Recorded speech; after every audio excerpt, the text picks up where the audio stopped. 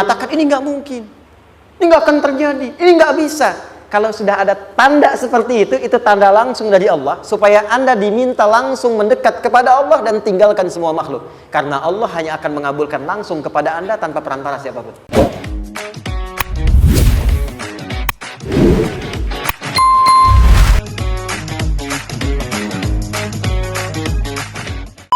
Kehidupan itu tidak akan berjalan sempurna seperti yang ingin kita rasakan. Selalu akan ada perbedaan pandangan. Ya, bahkan dalam kehidupan rumah tangga saja, ya maaf ya, Anda misalnya seorang istri mau ke sini saja mungkin masih bisa beda pandangan, warna apa untuk jilbab yang dipakai. Ya, dengan suami bisa berbeda. Papa, bagus yang mana ya? Hijau atau kuning? Ah, kayaknya yang hijau deh gitu kan?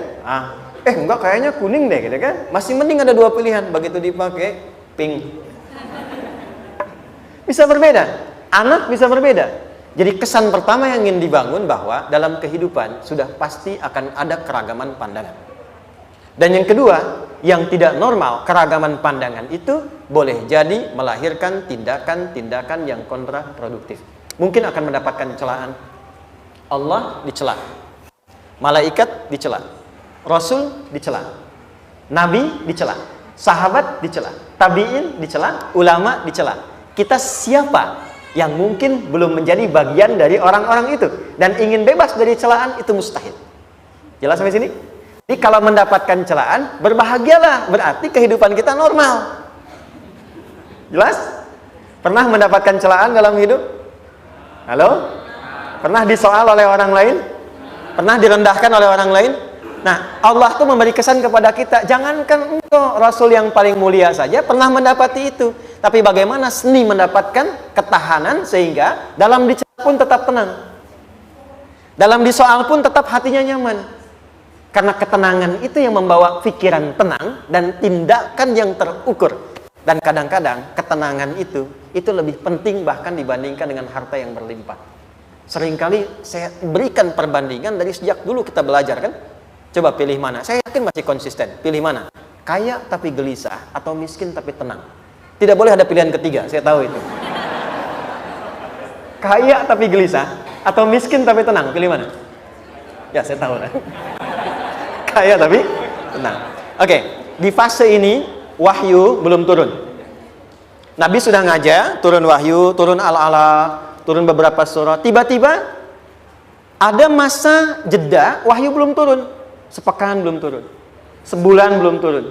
Disitulah muncul seakan ada amunisi bagi orang-orang yang tidak senang dengan Nabi, tidak senang dengan ajakan Nabi pada kebaikan.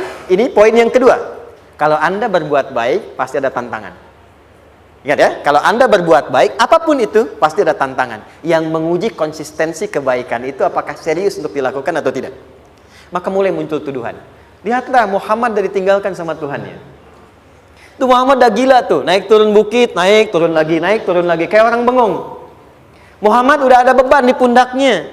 Jangankan umatnya, Rasulnya saja yang mengklaim Rasul punya masalah katanya, ya kan? Dan ditinggalkan Tuhannya, kok masih mau ikut Muhammad? Maka dalam keadaan itulah kemudian ditunggu, naik turun, turunlah kemudian dua surah sekaligus, surah 93, surah 94, yaitu surah Ad-Duha dan Al-Insyirah.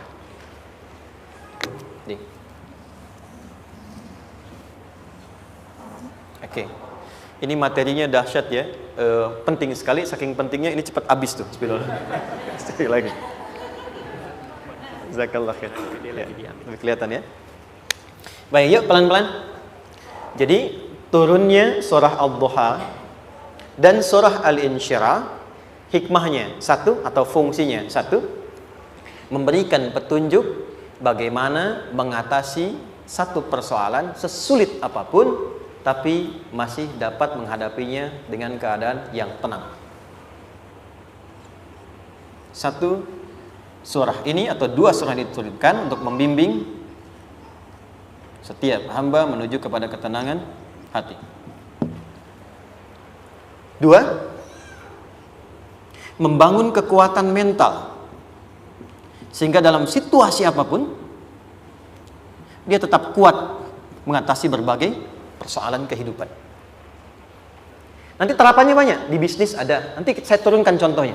Kadang-kadang ikut tender, sudah bagus, sudah menang, tapi proyeknya diambil orang. Ada yang begitu? Nanti ada ayatnya, ada. Nanti kita turunkan. Udah siap-siap, kan pengen melamar, ternyata keduluan orang gitu kan. Udah siap-siap, pengen dapat ini, mau lulus, ternyata nilainya nggak seperti yang diharapkan. Muncul, ada, selalu ada demikian. Nanti kompleksitasnya banyak. Tapi dua surah ini, kalau kita bisa kuasai artinya dengan baik, pahami dengan benar, maka akan ada sesuatu yang beda yang terasa dalam jiwa kita dan kesiapan mengatasi setiap persoalan dalam kehidupan. Yuk kita baca dulu ya, supaya dapat keberkahannya dari dua surah ini. Saya bacakan, Anda ikuti ya. A'udzu billahi minasy syaithanir rajim.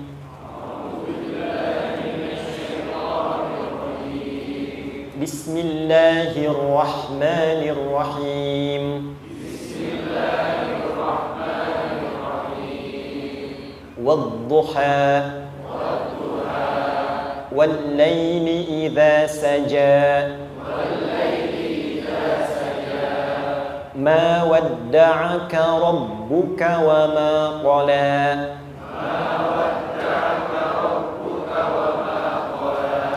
ما ودعك ربك وما قلى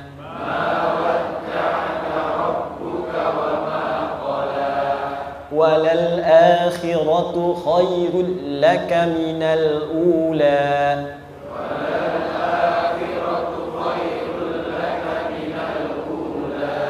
ولسوف يعطيك ربك فترضى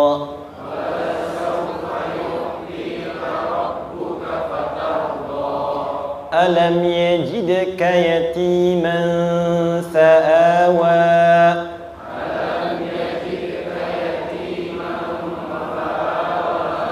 ووجدك ضالا فهدى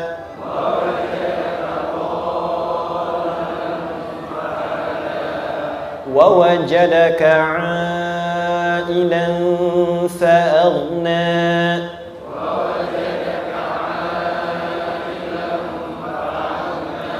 فأما اليتيم فلا تقهر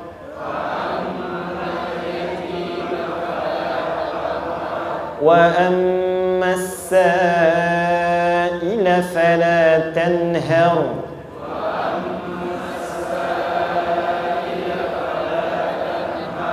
وأما بنعمة ربك فحدث.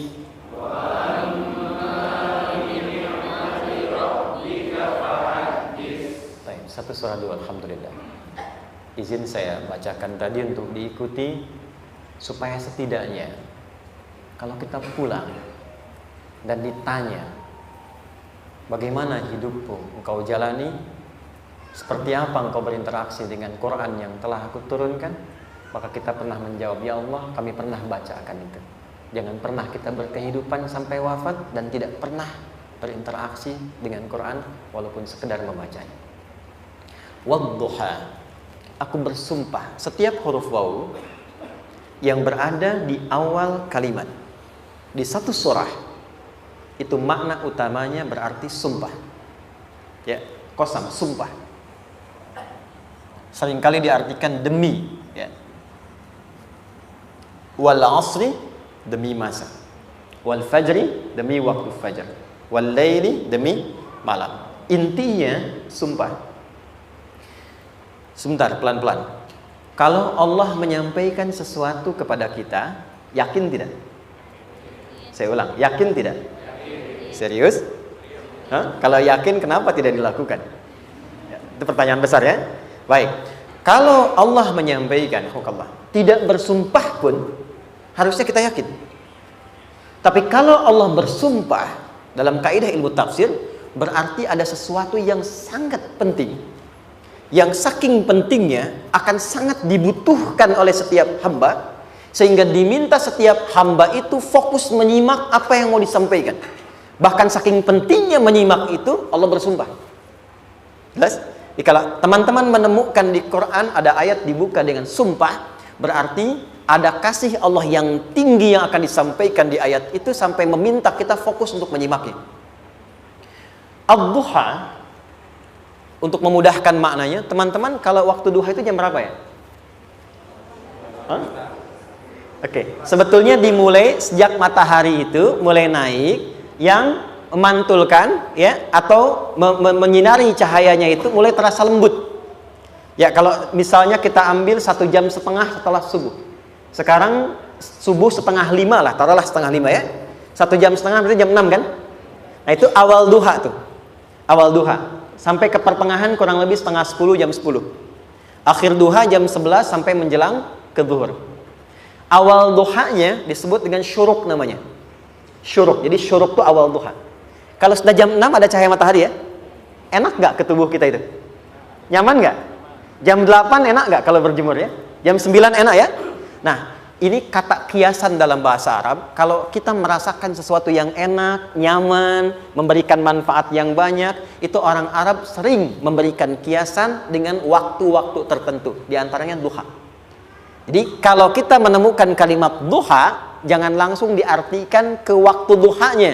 Boleh jadi yang diinginkan adalah makna di balik itu, yaitu semua kenikmatan dan kenyamanan yang didapatkan. Cara mengartikan ini, wadduha, aku bersumpah, kata Allah, ya Muhammad, demi semua kenikmatan yang kau rasakan dalam hidup, seperti engkau merasakan kenikmatan cahaya duha itu. Jelas? Wal laili idza saja, dan aku bersumpah, al-lail, lail itu apa? Malam. Baik, lail turunannya, layali jamaknya, lela, lili, lala, itu malam. Jadi kalau ada ibu leli, ibu malam-malam ya. Lail. Oke. Lail itu malam. Malam gelap nggak? Gelap. Tapi kalau gelapnya gulita, tidak ada cahayanya, gelap betul gitu. Gelap ya. Misalnya sedang kita dapati misalnya satu momentum padam lampu, padam semua, dan pas gerhana misalnya gelap sekali. Nah, itu bahasa Arabnya disebut dengan saja namanya. Ya, saja. Wal laili idza saja. Dan malam apabila telah gulita. Zaman Nabi kan gak ada lampu ya, belum ada PLN ya, dan seterusnya. Jadi gelapnya betul-betul gelap. Saya mau tanya sebentar, biasanya kalau situasi gelap itu mudah nggak menemukan benda tertentu? Melangkah mudah atau sulit? Tidak mudah untuk dilakukan kan? Dalam bahasa Arab, kalau kita ingin mengungkapkan satu kegamangan yang luar biasa, sampai kita merasakan gelap dan sulit melangkah, bukan hanya karena nggak ada cahaya, mungkin karena ada pekerjaan tertentu yang menyulitkan, masalah tertentu yang menyulitkan, sehingga merasa seakan-akan kita tuh gelap, makan nggak enak, melangkah susah. Pernah nggak merasakan situasi yang saking beratnya satu beban itu seakan-akan makan nggak mau, melangkahnya berat, ada vertigo, kadang-kadang pusing? Pernah merasakan itu? Itu bahasa Arabnya walaili idza saja. Perhatikan kalimatnya, ya Muhammad sallallahu alaihi wasallam, aku bersumpah demi semua kebahagiaan dan kenikmatan yang engkau pernah raih, seperti merasakan kenikmatan cahaya duha. Dan mungkin persoalan hidup yang pelik yang membuat engkau merasakan kesulitan, seakan-akan merasa di suasana gelap yang gulita.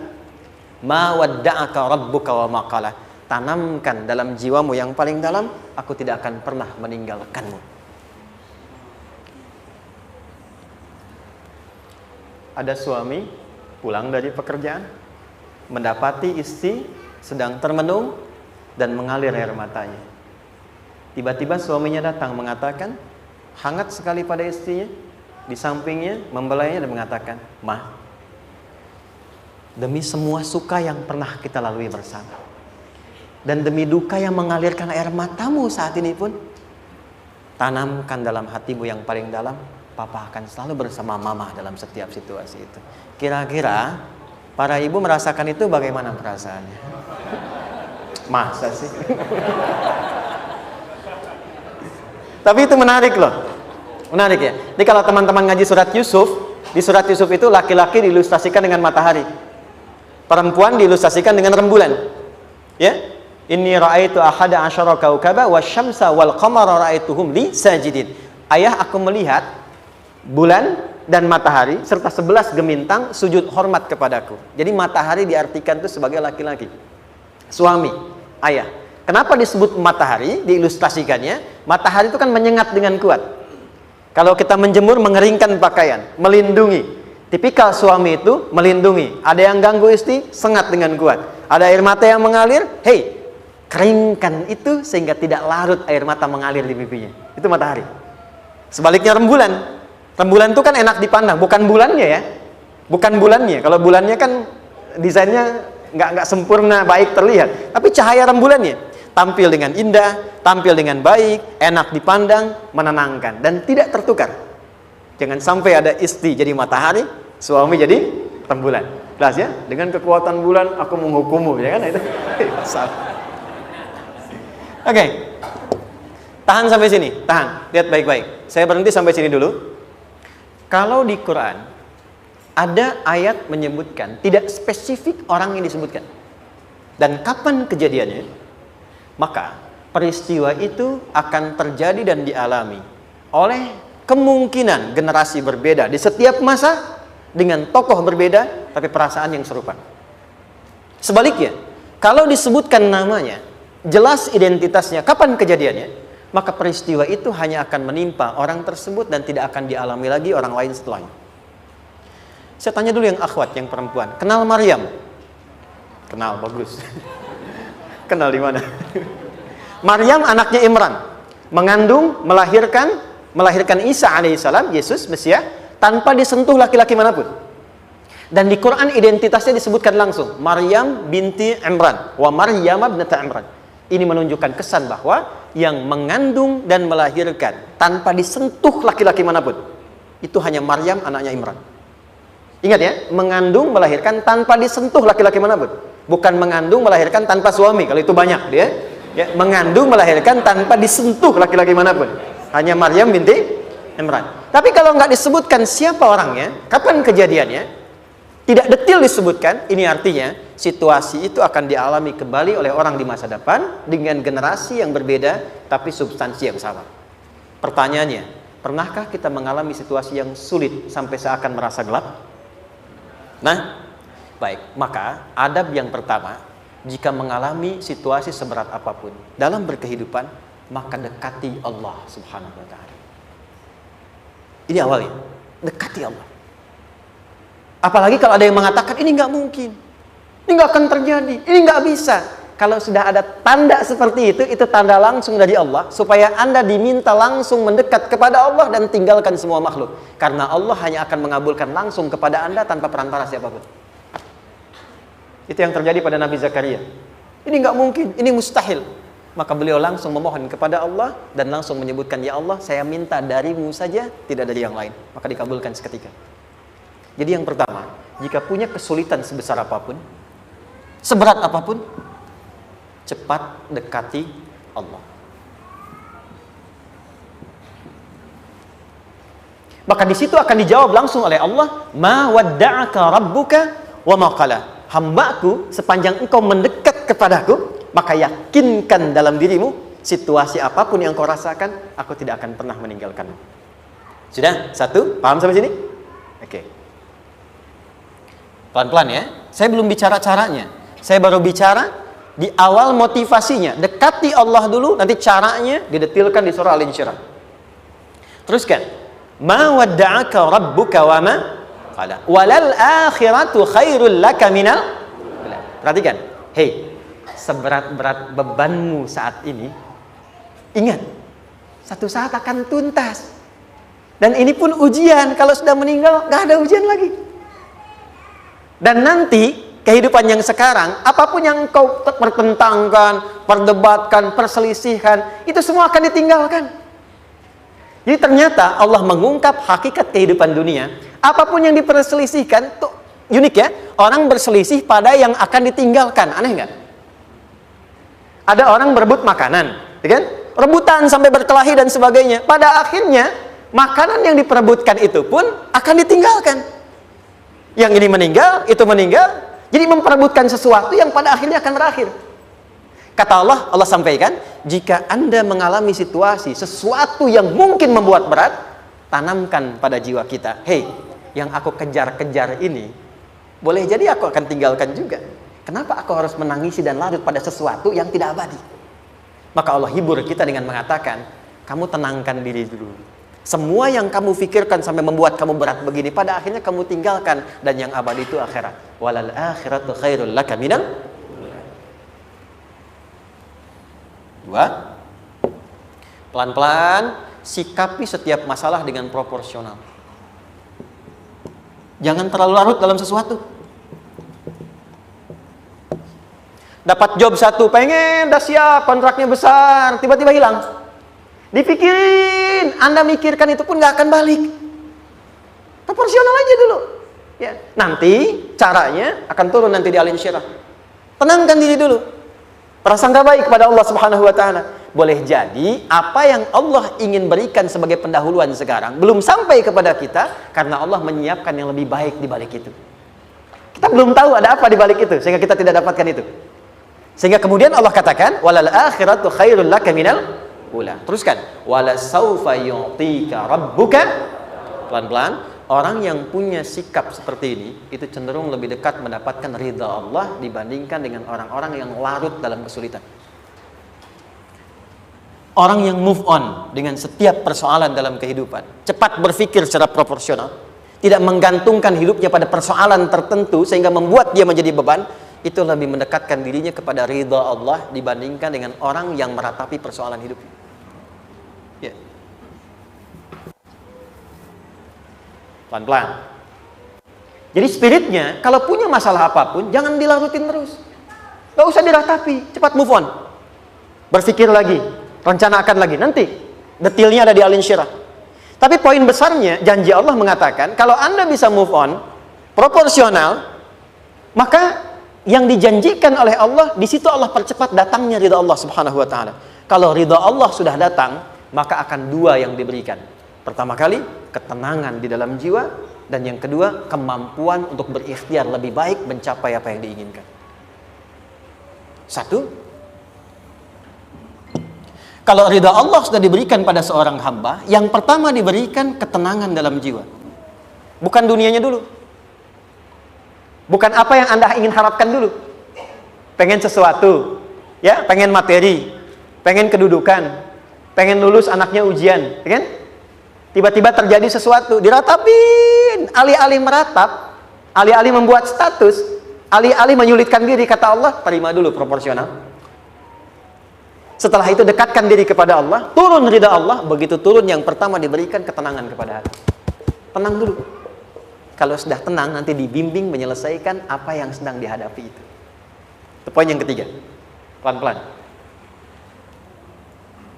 4. Kita masuk ke detail sekarang. Perhatikan baik-baik. Ini yang paling menarik. Alam yajidka yatiman fa'awa. Muhammad SAW, bukankah dulu engkau yatim? Punya banyak masalah? Aku selesaikan juga. Ayahmu meninggal sebelum lahir, ada ibu. Ibu meninggal, ada kakek. Kakek meninggal, ada paman. Ya kan? Ada teman yang menemani Sayyidah Khadijah, teman yang setia, semua kebutuhan tersedia. Artinya apa? Perhatikan baik-baik. Kalau Anda punya masalah sekarang, jangan sampai melupakan yang dulu-dulu pun pernah tuntas Allah selesaikan. Jadi kalau sekarang sedang punya persoalan, jangan sampai satu masalah ini membuat Anda kehilangan harapan dan kehidupan.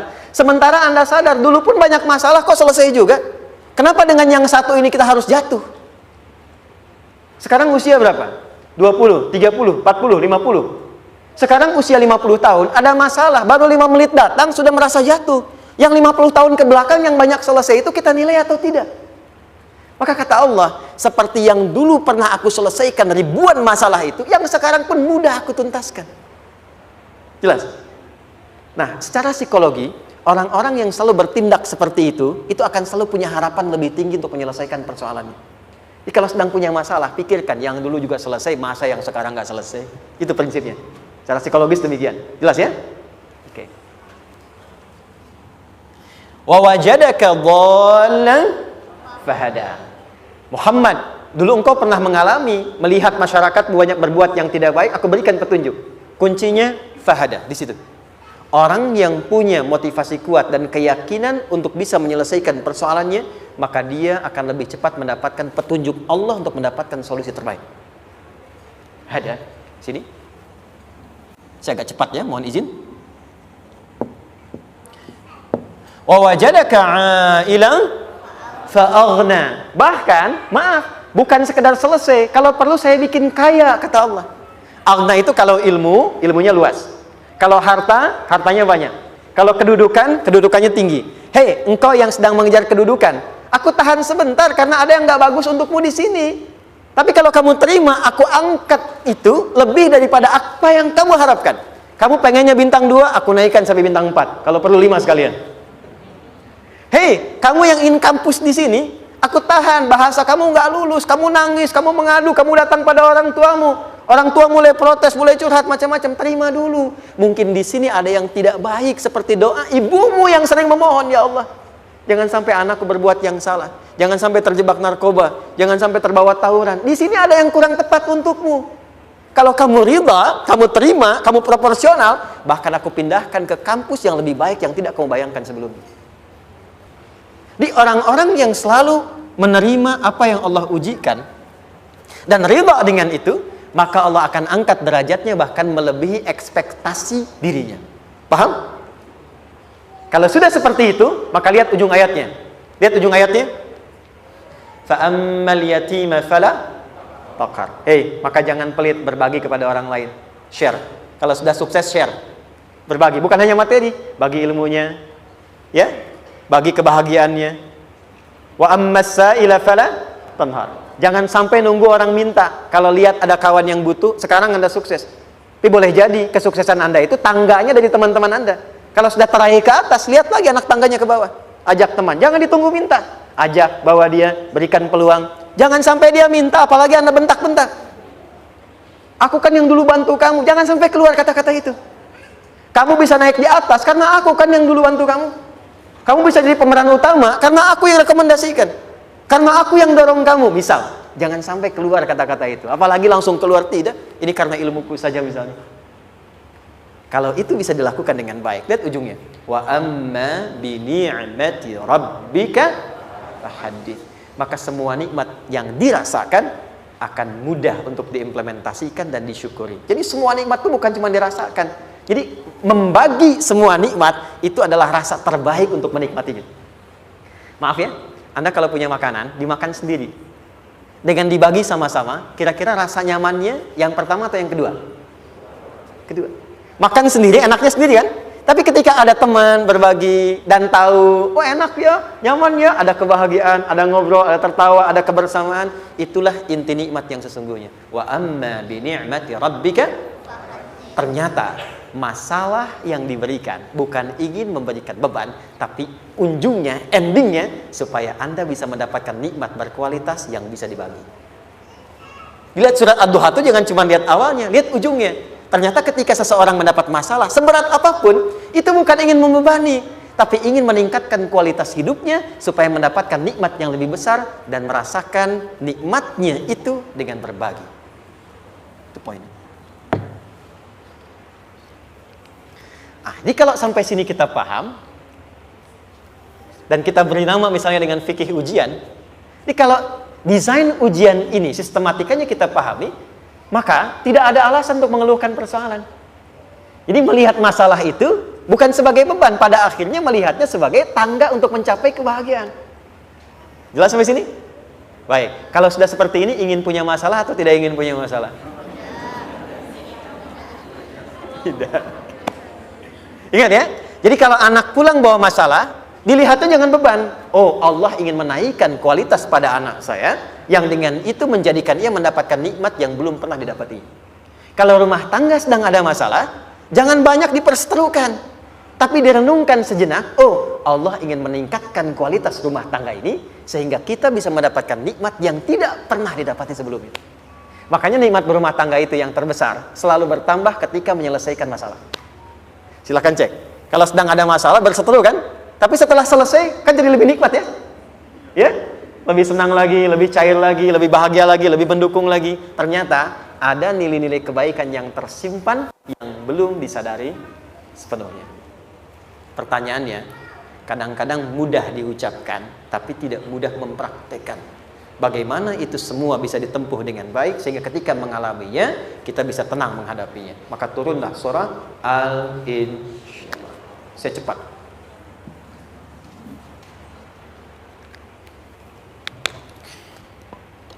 teman-teman? Ini apa? Kelas ya? Baik, pelan-pelan sedikit. Kira-kira volumenya besar kecil? Kecil ya? Baik. Kalau saya bandingkan dengan gayung, volumenya besar mana? Gayung ya? Baik. Kalau ini saya perlebar, sehingga bisa memasukkan apapun ke dalamnya, itu bahasa Arabnya disebut dengan insyirah namanya. Jelas? Meluaskan sesuatu sehingga terlihat lapang, sehingga memudahkan setiap hal masuk ke dalamnya. Itu insyirah namanya. Surah ini diberi nama dengan surah Al-Insyirah, yang berarti sesuatu yang lapang, yang tenang, yang nyaman. Yang diharapkan dengan keadaan hati yang lapang, nyaman, tenang itu, segala persoalan yang dihadapi dalam kehidupan akan mudah diterima dan tidak berdampak besar dalam menyikapinya. Maka bagaimana kemudian Allah memberikan turunan-turunan petunjuk supaya apa yang diharapkan ini bisa tercapai? Satu, izin mengilustrasikan. Saya kasih cerita sebentar. Ada seorang anak muda, kisah ini sangat viral, hampir setiap kita bisa mendapatinya. Datang kepada seorang kakek tua di sisi danau yang jernih sekali airnya. Dia berkeluh kesah tentang persoalannya. Dia katakan, saya punya masalah begini. Berat sekali terasanya. Kakek itu kemudian permisi, dia hanya membawa 2 genggam garam. Kemudian beliau bawa 1 gelas, ilustrasinya seperti ini. Dimasukkanlah kemudian garam itu ke gelas itu. Lalu diambil 1 gelas air yang jernih tadi dengan garam segenggam. Kata beliau, minum. Pemuda itu mengatakan, wah asin, minum aja dulu. Lalu ketika diminum, langsung ditumpahkan. Dia muntahkan, asin katanya. Lalu setelah itu kakek yang tadi melepaskan segenggam sisanya, dilempar ke danau tadi yang luas. Lalu diambil lagi dengan gelas yang sama. Sekarang minum. Bagaimana rasanya? Segar, enak, nyaman. Itulah hatimu. Kalau hatimu sempit sesempit gelas ini, maka masalah sekecil apapun akan selalu menghadirkan kesulitan seperti engkau menelan garam tadi. Tapi kalau hatimu luas, sebesar apapun masalah, tidak akan pernah berdampak pada dirimu kecuali engkau mampu menyusun rencana untuk mengatasinya. Kelapangan hati yang membuat diri kita mampu menerima persoalan apapun, itu yang disebut dengan insyirah. Makanya dulu tahun 90-an ada sinetron Hati Seluas Samudra gitu ya. Saya pernah tahu itu. Sama anaknya diapa-apain juga, oh masih aja ya menerima gitu. Dulu siapa ya? Jeremy Thomas dan lain-lain ya. Saya kira ada itu. Ya, saya kira itu ya. Saya pernah lihat sejenak ya. Saya jarang-jarang nonton itu. Pernah lihat aja. Saya senang riset. Jadi kalau riset itu ada riset dakwah, ada riset materi. Saya teman-teman yang musik gitu ya. Saya tidak terlalu dekat dengan musik karena saya di Quran gitu. Tapi untuk mengetahui hukum musik itu bagaimana, saya riset. Sampai ke notasi saya tahu. C, D, F, G, A, B, C, G, A, B, C, D, F, G, D, F, G, A, B, C, D, A, B, C, D, F, G, A, F, G, A, B, C, D, E, B, C, D, E, F, G, A, B, F, G, A, B, C, D, A, F, G, A, B, G, A, B, C, gitu kan ya? Ya, tapi kalau diminta piano, gitar, ini saya nggak bisa. Ya, tapi untuk menentukan hukum, nah kita bisa paham gitu. Misalnya boleh nggak baca Quran pakai langgam Jawa gitu kan? Nah hukumnya apa? Nanti dari teori itu muncul. Ya, paham ya? Nah, oke, balik sini. Perhatikan baik-baik. 1, saya agak cepat. Ini ditafsir langsung turun Al-Insyirah. Yang pertama, alam nashrah laka sadrak wa wada'na anka wizrak alladhi anqadha dhahrak. Tahan sampai sini dulu, 3 ayat. Saya mulai dari ayat kedua dan ketiga. Perhatikan baik-baik. Wa wada'na anka wizrak alladhi anqadha dhahrak.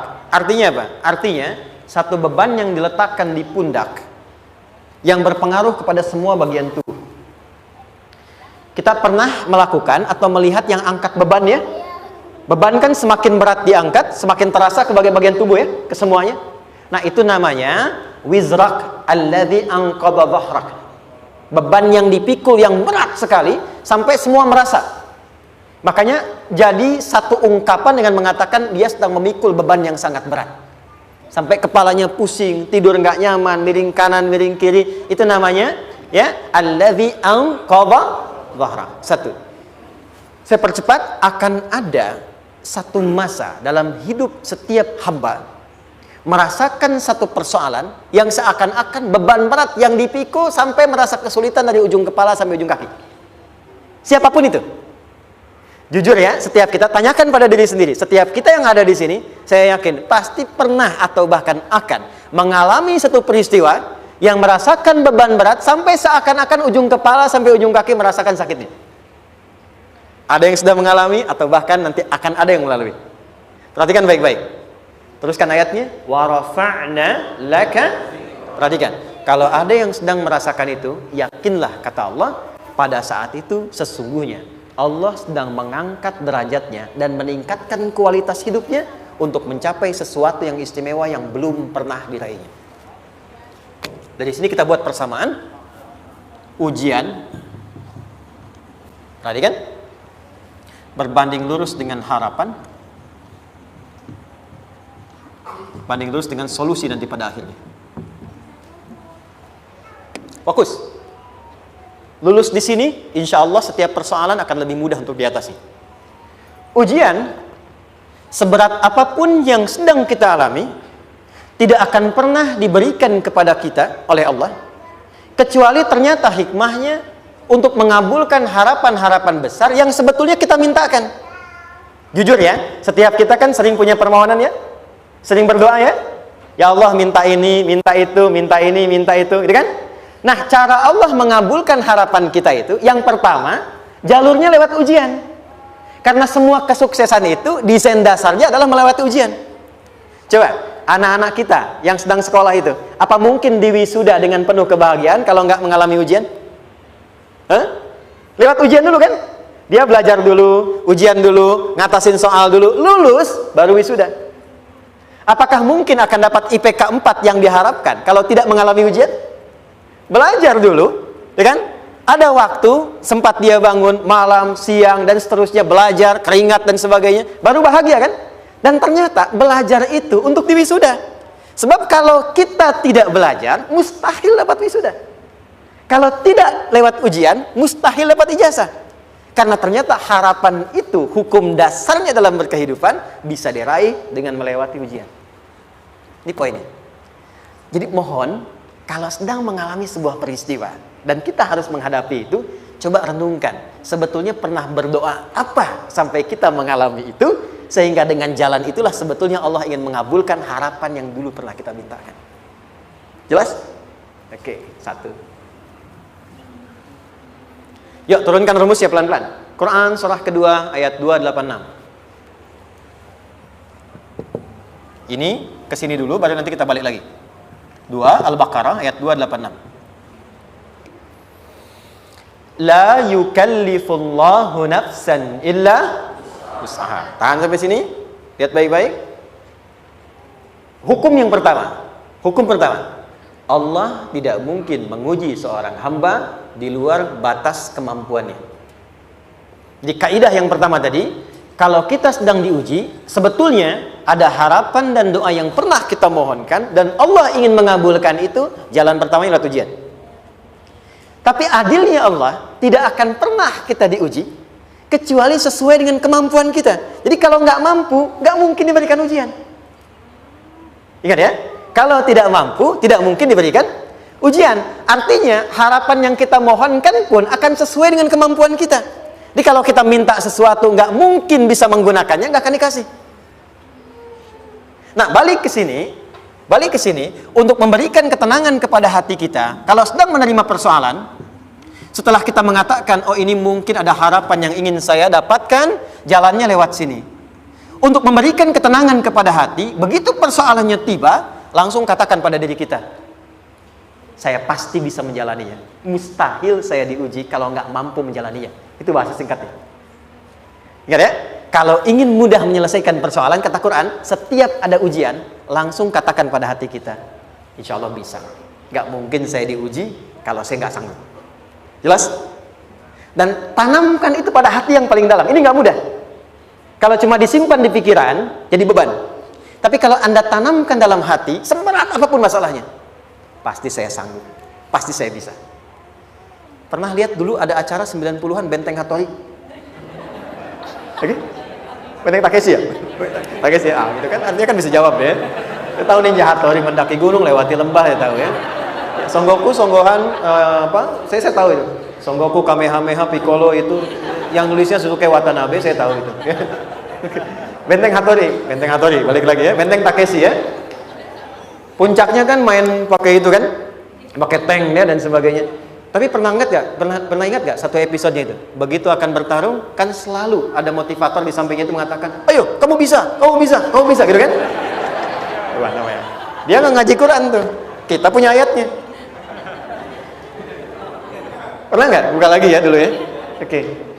Korea, kenapa bisa nyusul Jepang? Salah satunya, waktu Jepang itu maju, setiap di Korea itu ditanamkan dari mulai anak-anak TK-nya. Kita harus lebih daripada Jepang. Sejak anak-anaknya TK. Itu ditanamkan betul. Kita bisa, kita dari TK. Sehingga ketika di sana bikin Honda, sini Hyundai. Hyundai kan dibacanya Hyundai, kan? Sana Honda, sini Hyundai gitu. Di apapun yang dibuat Jepang, Korea harus lebih unggul. Itu ditanamkan dari awal. Bisa. Kita itu sekarang punya ayatnya. Jadi kalau sedang punya masalah seberat apapun, katakan pada diri kita, insya Allah bisa. Gak mungkin diuji kalau nggak sanggup. Bisa insya Allah. Bisa. Kenapa mah? Bisa. Jelas? Oke, sudah di situ teruskan, lanjutkan. Warafa'na laka dzikra. Teruskan. Fa inna ma'al usri.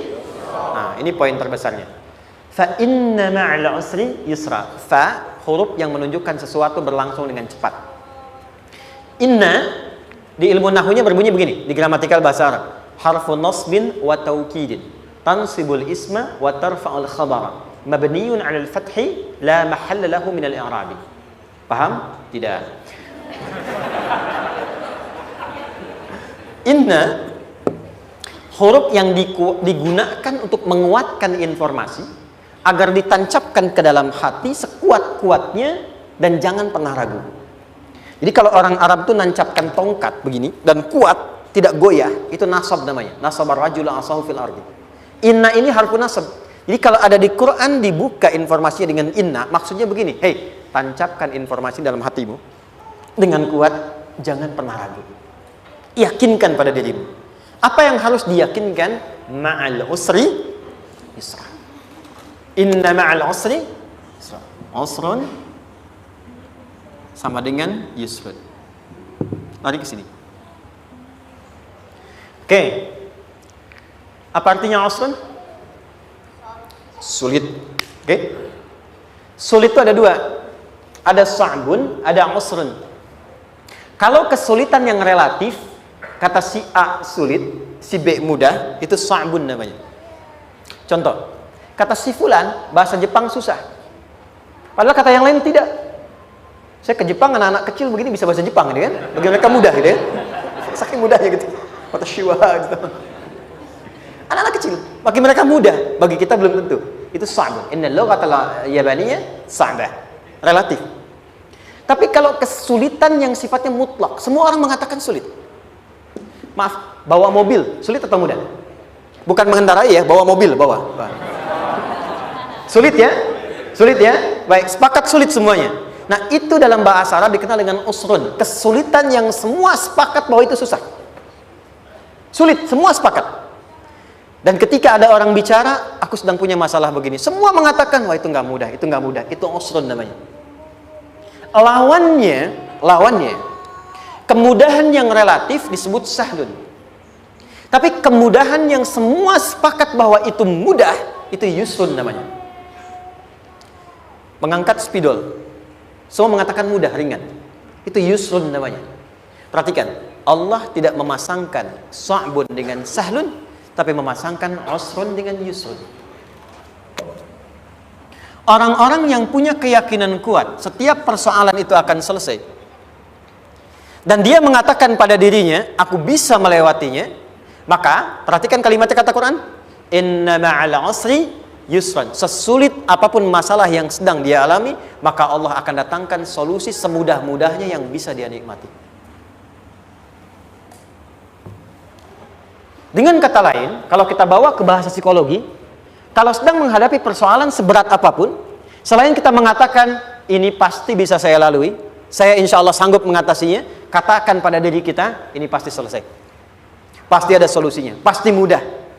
Katakan, walaupun memang solusinya belum datang, tapi tenangkan pada diri kita dengan mengatakan, inna ma'al usri yusra. Bahasa psikologinya, katakan pada diri kita, ini pasti selesai. Gak mungkin gak selesai, pasti ada solusinya, pasti mudah. Itu lebih memberikan harapan pada diri kita untuk menuntaskan persoalan dibandingkan dengan meratapinya. Jelas? Teruskan. Fa inna ma'al usri. Kalau masih ragu kata Allah, katakan lagi sekali lagi. Sampai hati kita merasa nyaman. Jadi kalau sedang punya persoalan seberat apapun, tanamkan pada diri kita, pasti selesai. Belum nampak, insya Allah pasti selesai. Gak mungkin diuji kalau gak ada solusi. Itu lebih memberikan harapan. Setelah itu, fa idza faraghta, mitigasi masalahnya, mitigasi persoalannya, tuliskan ini masalahnya apa, rumah tangga apa saja, misalnya dia ada suami, ada istri, ada anak-anak, masalah ada di mana. Kadang-kadang menangnya jadi kusut karena satu-satu nggak segera diselesaikan. Maka kata Al-Quran, fa idza faraghta, satu-satu mitigasi dulu. Satu masalah di sini, lihat di suami, lihat di istri. Kalau pekerjaan, masalahnya apa, sebelum bercabang kemana-mana, petakan. Apakah rekanannya, apakah relasinya, apakah kemampuannya, apakah manajerialnya, apakah marketingnya. Mitigasi, kotaki semua, selesaikan satu-satu. Setelah itu, apa yang dilakukan? Wa ila rabbika, tawakal sepenuhnya kepada Allah untuk menentukan hasilnya. Tawakal itu yang paling mahal.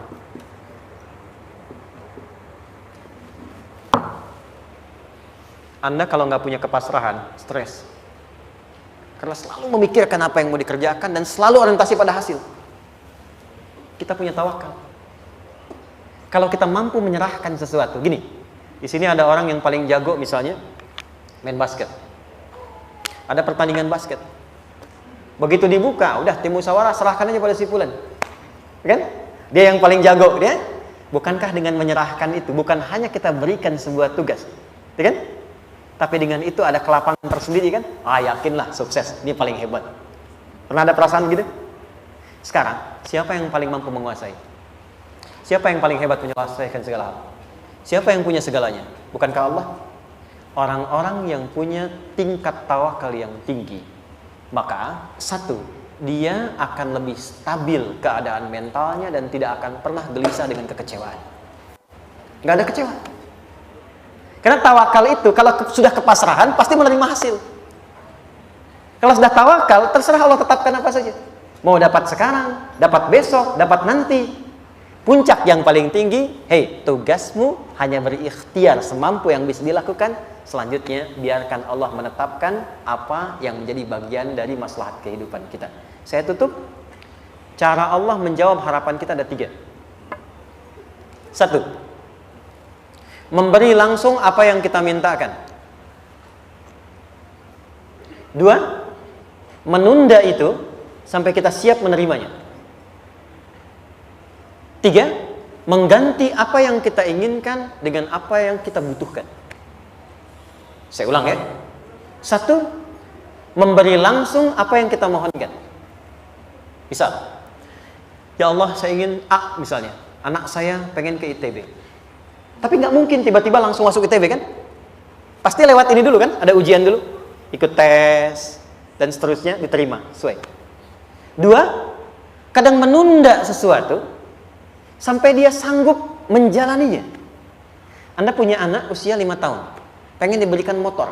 Anda mampu untuk memberi motor, dikasih nggak? Tidak. Sampai dia sanggup mengendarai motor, baru Anda berikan. Terkadang ada yang kita minta sekarang, tidak didapati sekarang. Tapi ternyata tahun depan kita dapat. Kita harus sadar bahwa anugerah yang kita dapatkan tahun depan itu sebetulnya adalah hasil doa kita di tahun ini. Pernah dengar nggak kisah viral? Nabi itu berdoa, baru dikabulkan setahun setengah. Setahun 6 bulan. Padahal itu Nabi loh. Kiblat pertama kita kemana? Palestina kan? Baitul Maqdis kan? Nabi berdoa, mohon terus nengok ke langit. Al-Baqarah 144, minta, jawabannya turun setelah setahun setengah, setahun 6 bulan. Ada yang mengatakan di tafsir setahun 8 bulan, baru dikabulkan setelah setahun setengah. Padahal kurang soleh apa Nabi? Nabinya siap, mungkin umatnya yang belum siap. Nabinya siap, tapi ada tantangan di masyarakat yang tidak mudah, yang mungkin bisa meruntuhkan dakwah. Baru dikabulkan 1,5 tahun. Ketika semua umatnya sudah bisa siap menerima itu. Boleh jadi apa yang diminta orang tua sekarang, terkabulnya mungkin belasan puluhan tahun pada anaknya yang nomor sekian. Tahu Imam Syafi'i? Imam Syafi'i itu kan nama aslinya Muhammad. Bapaknya Idris. Kakek yang ke atas, yang ketiga namanya Syafi'i. Kenapa disebut Imam Syafi'i? Dinisbatkan pada kakek yang ke atasnya. Ternyata kakeknya ini seorang ulama besar, saleh, memohon kepada Allah. Setiap di keturunannya ada yang bisa menggantikan lebih soleh, lebih baik lagi. Ternyata yang didapatkan bukan dari anaknya, tapi generasi keturunan yang kesekian. Anda belum sekarang bisa hafal Quran. Misalnya, Anda bermohon, berdoa, boleh jadi yang hafal, mungkin bukan di anak, bisa di cucu, bisa di bagian keluarga yang lain. Maka, terkadang tawakal itu tidak hanya memberikan hasil yang cepat, tapi memberikan keindahan yang terasa tertunda, tapi melengkapi kebahagiaan yang dirasakan. Penutupnya, boleh jadi minta ke ITB, diterimanya di Unpad. Minta motor, dapatnya mobil, kalau itu senang, luar biasa. Minta mobil, dapatnya motor, gitu kan? Ternyata, kadang-kadang desainnya yang terakhir, saya tutup, Allah mengabulkan apa yang kita butuhkan, bukan apa yang kita inginkan. Anak Anda sakit, dibawa ke dokter. Kata dokter, jangan dulu makan jeruk. Maka Anda pulang, dia minta jeruk. Anda berikan apel. Saya nggak mau apel, mah. Saya pengennya jeruk. Nggak apa-apa, nah. Ini apel rasa jeruk, misalnya kan. Anda berikan. Ternyata apa? Bukan ingin menyakiti dan tidak mengabulkan keinginan anak, tapi lebih memberikan apa yang dia butuh. Kadang-kadang maaf ya, teman-teman mintanya proyek A, udah capek, di situ nggak dapat. Dapatnya di yang lain. Teman-teman, itu Allah berikan sebetulnya hasil ikhtiar Anda yang sebelumnya. Cuma dikasih yang lebih baik yang tidak Anda pernah bayangkan maslahat.